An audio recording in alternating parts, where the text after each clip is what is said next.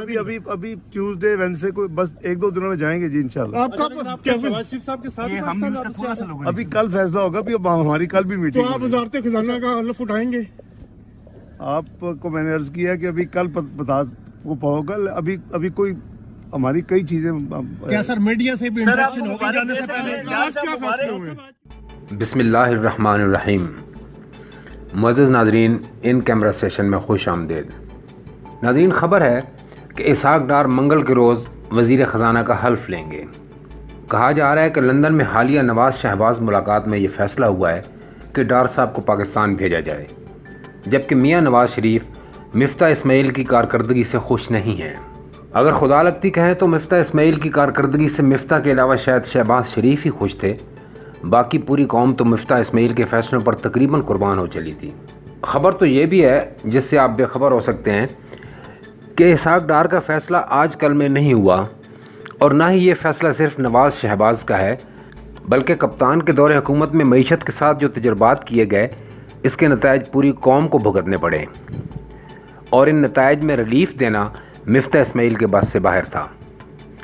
चुनांचे बहुत पहले वज़ारत ख़ारजा के लिए कुरा इसहाक डार के नाम निकल चुका था, लेकिन अदालती पाबंदियों की वजह से डार साहब वापस नहीं आ पा रहे थे। गुज़श्ता दिनों जब इन्हें अदालत से रिलीफ मिला तो उन्होंने रख्ते सफ़र बांध लिया। यूँ तो ये रख्ते सफ़र कई माह से बांध रखा था, लेकिन इमरान खान से ज़्यादा अदालतों की वजह से बार बार खोलना पड़ रहा था। मुक़्तदर हलकों ने जब ये देखा कि अब पानी सर से ऊपर हो रहा है, तो उन्होंने इन फैसलों पर अपना फ़ैसला सुना दिया, जिनकी बुनियाद पर इसहाक डार पाकिस्तान नहीं आ सकते थे। दूसरी जानिब इमरान खान का असम्बलियों में आने की शर्त रख कर और अपने कारकुनान को इस्लामाबाद ले जाने की काल मौखर करने का इंदिया इस बात को तक़वियत दे रहा है कि इमरान खान कुछ लो और कुछ दो के फार्मूले पर ईमान ले आए हैं। इस्टेब्लिशमेंट में इनकी सपोर्ट बहरहाल उसी तरह बरकरार है, लेकिन इस सपोर्ट ने भी इन्हें यही मशवरा दिया है कि फ़िलहाल एहतजाज और धरने खेलना बंद करके असम्बलियों की तरफ रुजू कीजिए, क्योंकि सैलाब के दिनों में जलसे करके वैसे भी आम आदमी को पीटीआई से वो उम्मीदें नहीं रहीं जो मौजूदा हुक्मरानों की नालायकी से हो चली थीं।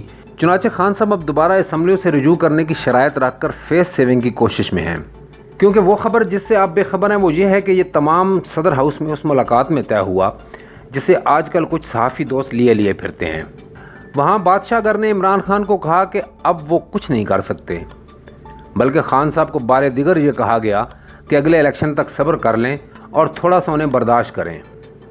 बल्कि कान खींच कर यह भी कहा गया कि तुम तो डूबे हो सनम, हम भी ले डूबे थे। तमाम तर हमदर्दियाँ अभी भी इमरान खान के साथ हैं, लेकिन मजबूरी ये है कि इन मुश्किल मुआशी हालात से मुल्क को निकालने के लिए उनमें और उनकी टीम में किसी किस्म की कोई खूबी नहीं है।